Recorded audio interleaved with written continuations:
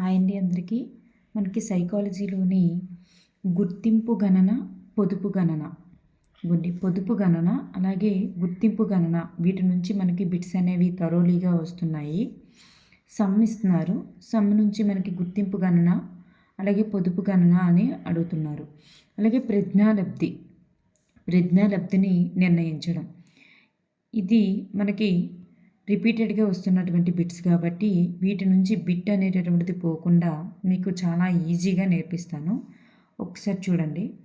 అసలు గుర్తింపు అనేటటువంటిది స్మృతిలో రకాలన్నమాట. స్మృతిలో రకాలు రెడింటిగ్రేటివ్ స్మృతి, పునఃస్మరణ, గుర్తింపు, పునరభ్యసనం. ఇలా మనకి 4 రకాలు ఉంటాయి. స్మృతిలో రకాలు 4: రెడింటిగ్రేటివ్, పునఃస్మరణ, గుర్తింపు, పునరభ్యసనం. ఇందులో ఒకటే మనకి గుర్తింపు. ఈ పునరభ్యసనమే పొదుపు గణన అనమాట. ఈ పునరభ్యసనంలో ఒకటిగా ఉంటుంది పొదుపు గణన. సో గుర్తింపు అనేది ఒకటి, పునరభ్యసనం ఒకటి, అలాగే మనం ప్రజ్ఞాలబ్ధి కట్టడం ఒకటి ఉంటుంది. ఈ 3 కూడా మనం ఇందులో నేర్చుకోబోతున్నాం.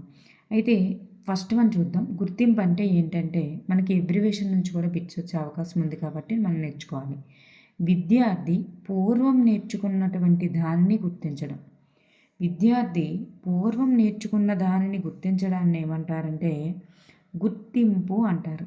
విద్యార్థికి పూర్వం నేర్చుకున్నటువంటి అంశాలతో పాటు కొన్ని కొత్త వాటిని చూపిస్తే అప్పుడు విద్యార్థి పూర్వం నేర్చుకున్న వాటిని గుర్తించవలసి ఉంటుంది. అంటే ఇక్కడ ఏంటి గుర్తింపు అంటే పూర్వం నేర్చుకున్నవే గుర్తించడం. కొత్తవి ఇచ్చినా పాతవైనా ఏదైనా పూర్వం నేర్చుకున్న దానినే గుర్తించడాన్ని గుర్తింపు అంటారు. అయితే ఈ గుర్తింపు గణనకి సూత్రం ఏంటంటే ఒరిజినల్గా ఒప్పులు అని మనకి సమ్లో మెన్షన్ చేశాడు అనుకోండి, ఈ సూత్రం వేసండి. ఒప్పులు బై మొత్తము ఇంటూ 100. ఆ ఒప్పులు అనేటటువంటిది మెన్షన్ చేయలేదనుకోండి, మొత్తము మైనస్ తప్పులు బై మొత్తము ఇంటూ 100 అనేటటువంటి సూత్రాన్ని మనం మెన్షన్ చేయాలి. అర్థమైంది కదా. ఒప్పులు అని కనుక మెన్షన్ చేస్తే ఒప్పులు బై మొత్తము ఇంటూ 100. ఒప్పులను మెన్షన్ చేయకుండా మొత్తము మైనస్ తప్పులను మెన్షన్ చేశారనుకోండి, సమ్లో మొత్తము మైనస్ తప్పులు బై మొత్తము ఇంటూ 100 అని సూత్రం వేసుకోవాలి. అయితే ఇప్పుడు మనం చూస్తే ఫస్ట్ సమ్ చూద్దాం. ఒక విద్యార్థికి చూపించినటువంటి 20 కార్డులలో చూడండి, ఎన్ని చూపించారు అనేది కాదు, పాతవి ఎన్ని గుర్తించారు, పూర్వంవి ఎన్ని గుర్తించారు అనేది మనకు ముఖ్యం. 20 కార్డులలో 15 కార్డులను మాత్రమే గుర్తించారు. అంటే ఇక్కడ ఏమి ఇచ్చారు మనకి, ఒప్పులు అనేటటువంటివి ఇచ్చేశారు. అంటే ఏవైతే గుర్తించారో అవి ఇచ్చేశారు. గుర్తించలేకపోయాడు అని అంటే అక్కడ తప్పులు ఇచ్చినట్టు అర్థం. గుర్తించగలిగినవి ఇచ్చారు అంటే ఒప్పులు ఇచ్చినట్లు అర్థం. అయితే ఆ విద్యార్థి యొక్క గుర్తింపు గణన కట్టమన్నారు. ఇప్పుడు మొత్తం కార్డులు ఎన్ని? 20 కార్డులు. అందులో గుర్తించినవన్నీ 15. సో ఒప్పులు ఎన్ని? 15. మొత్తం ఎన్ని? 20 ఇంటూ 100. సో 15/20 ఇంటూ 100 అంటే 0కి 0కి పోయింది. 2 1s 2 5s. So 15 5s 75% is the right answer. Next some చూద్దాం. ఒక విద్యార్థికి చూపించినటువంటి 20 కార్డులను, అంటే మొత్తం ఎన్ని? 20 కార్డులు, 15 కార్డులను మాత్రమే గుర్తించలేకపోయాడు. అంటే మనకి ఇక్కడ ఏమి ఇచ్చారు? తప్పులు అనేటటువంటిది ఇచ్చారు. అయితే ఆ విద్యార్థి యొక్క గుర్తింపు గణన ఎంత? మనకి మొత్తం ఇచ్చేసారు, తప్పులు ఇచ్చారు. గుర్తించలేకపోయాడంటే తప్పులు ఇచ్చినట్లు. అప్పుడు మనం ఏ సూత్రం వేయాలి? ఈ సూత్రం వేయాలి.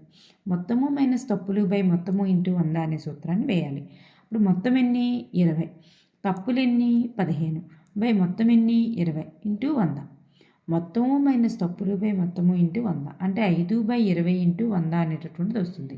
ఇప్పుడు 21s 25s. సో 5 5s ఎంత వచ్చింది? 25% ఇస్ ద రైట్ ఆన్సర్. ఇంకో ఎగ్జాంపుల్ చూద్దాం. ఒక వ్యక్తి డిఎస్సి ఎగ్జామ్లో ఇచ్చినటువంటి 150 ప్రశ్నలకు గాను 120 సరి అయిన సమాధానాలు గుర్తించాడు. అంటే ఇక్కడ ఏమి ఇచ్చారు మనకి? సరి అయినవి అంటే ప్లస్, అంటే ఒప్పులు అనేటటువంటి దాన్ని ఇచ్చారు. అయితే గుర్తింపు గణన అడిగారు. అప్పుడు మనకి ఏమి వేయాలి సూత్రం? ఒప్పులు బై మొత్తము ఇంటూ 100 అనే సూత్రాన్ని వేసుకోవాలి. ఇక్కడ ఒప్పులు ఎన్ని? 120. మొత్తం ఎన్ని? 150. సో ఒప్పులు బై మొత్తం ఇంటూ 100 అనే సూత్రాన్ని వేసుకుంటే మనకి ఇక్కడ 80% is the right answer. Next example. 20 ప్రశ్నలకు గాను 2 మాత్రమే సరి అయిన సమాధానాలు ఇచ్చారు. 2 మాత్రమే సరైన సమాధానాలు ఇచ్చారు 20 ప్రశ్నలకి. సరైనవంటే ఒప్పులు అని అర్థం. సో ఒప్పులు బై 20 అంటే 2/20 into 100 is the right answer. So 10% is the right answer. So ఒప్పులు ఇచ్చినా తప్పులు ఇచ్చినా మీకు ఆన్సర్ చేయడం అనేటటువంటిది వచ్చేసినట్లే.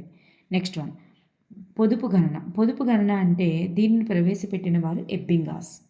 ఒక విషయాన్ని అభ్యసించిన తర్వాత కాల వ్యవధి వలన అంటే కొంతకాలం గడిచిపోవడం వలన అందులో కొంత భాగం మర్చిపోతాం, కొంత దారంలో ఉంటుంది. అయితే తిరిగి ఆ విషయాన్ని పునరభ్యసించేటప్పుడు మళ్ళీ రెండోసారి మనం చదివేటప్పుడు ఆ రెండోసారి అభ్యసించేటప్పుడు కొంచెం ఫాస్ట్గా నేర్చుకుంటాం. అంటే పూర్తిగా అభ్యసించడానికి తిరిగి ఆ విషయాన్ని మళ్ళీ పూర్తిగా అభ్యసించడాన్ని పునరభ్యసనం అంటారు. దీనినే పొదుపు పద్ధతి అని అంటామన్నమాట. అంటే మనం ఫస్ట్ టైం అభ్యసించినటువంటి విషయాన్ని కొంతకాలం తర్వాత మర్చిపోతాం, మళ్ళీ దాన్ని మనం పూర్తిగా నేర్చుకోవడాన్ని పునరభ్యసనం అంటారు, మళ్ళీ అభ్యసించడం అని. దీనినే పొదుపు పద్ధతి అంటారు. అయితే దీనిని గణించేటప్పుడు అసలు ప్రయత్నాలు మైనస్ పునరభ్యసన ప్రయత్నాలు బై అసలు ప్రయత్నాలు ఇంటూ 100.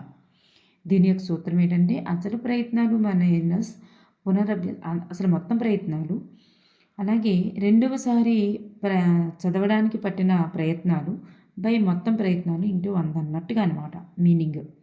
అసలు ప్రయత్నాలు మైనస్ పునరభ్యసన ప్రయత్నాలు బై అసలు ప్రయత్నాలు ఇంటూ 100. అయితే ఇప్పుడు పొదుపు గణన కట్టేటప్పుడు సూత్రం ఇది.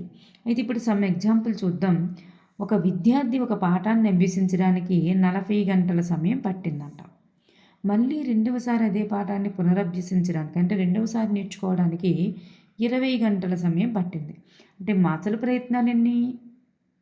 40. రెండోసారి పునరభ్యసన ప్రయత్నాలు ఎన్ని? 20.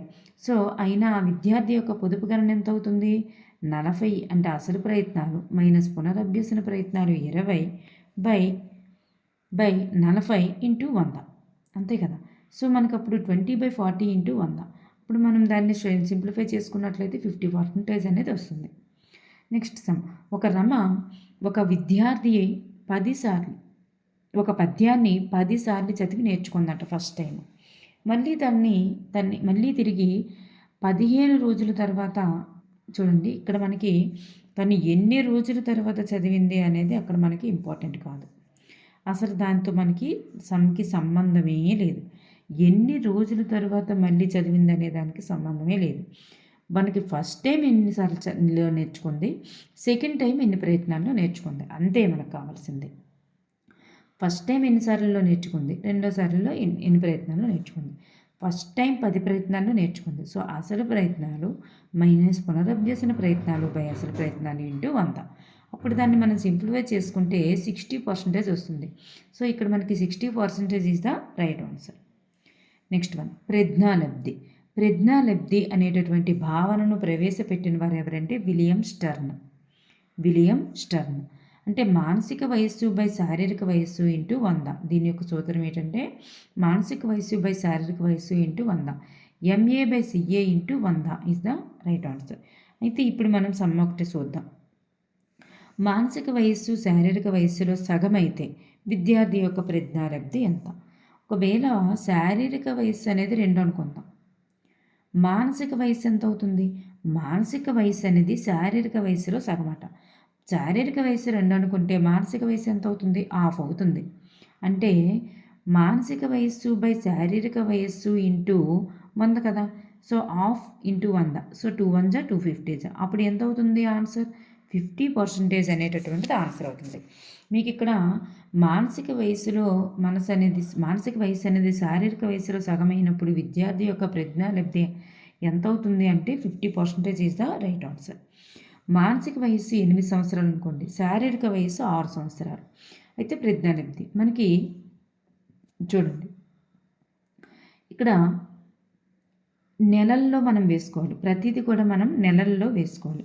ఇక్కడ వయస్సు అనేటటువంటిది 8 సంవత్సరాలు ఇచ్చారు కదా, 8 × 12 నెలలు 96 నెలలు.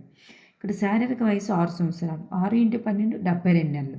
అప్పుడు MA/CA వేసుకుంటాం. MA మానసిక వయస్సునే ముందు వేసుకోవాలి. MA/CA ఇంటూ 100 సింప్లిఫై చేసుకుంటే 133.3 అనేది రైట్ ఆన్సర్ వస్తుంది. నెక్స్ట్ వన్, 8 సంవత్సరాల విద్యార్థి 8 సంవత్సరాల విద్యార్థి 8 సంవత్సరాలు 9 సంవత్సరాలు వారి యొక్క ఈ రెండు చూడండి, 8 సంవత్సరాల విద్యార్థి 8 సంవత్సరాలు మరియు 9 సంవత్సరాల వారి యొక్క 2 కృత్యాలను కూడా చేసిందంట. 8 సంవత్సరాలను పూర్తి చేసేసింది ప్లస్ 9 సంవత్సరాల వారి యొక్క 2 కృత్యాలను కంప్లీట్ చేస్తే ప్రజ్ఞాలబ్ధి ఎంత?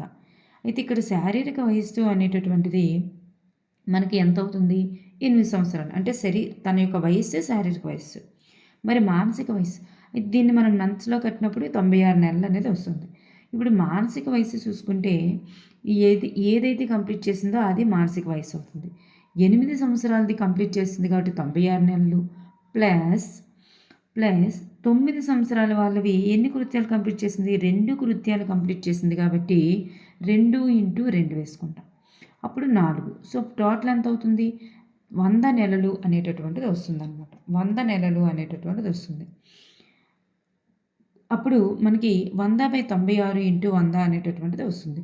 అప్పుడు మనకి సింప్లిఫై చేసుకుంటే మనకి 104.16 అనేటటువంటిది వస్తుందన్నమాట. నెక్స్ట్ మనకి ఇక్కడ స్మృతి విస్మృతి అనేటటువంటి పట్టిక ఉంటుంది. వీటి నుంచి బిట్స్ అనేవి రిపీటెడ్గా వస్తున్నాయి. సో మనకి స్మృతి విస్మృతి పట్టిక అనేటటువంటిది నేర్చుకోండి. అభ్యసించిన తర్వాత మరి ఎంత కాలం తర్వాత ఎంత గుర్తుంటుంది, ఎంత మర్చిపోతాం? స్మృతి శాతం ఎంత, విస్మృతి శాతం ఎంత? ఇప్పుడు మనం చూస్తే 20 నిమిషాల తర్వాత మనకి ఎంత గుర్తుంటుంది అంటే 53% గుర్తుంటుందంట. 47% విస్మృతి అయిపోద్ది, మర్చిపోతాం.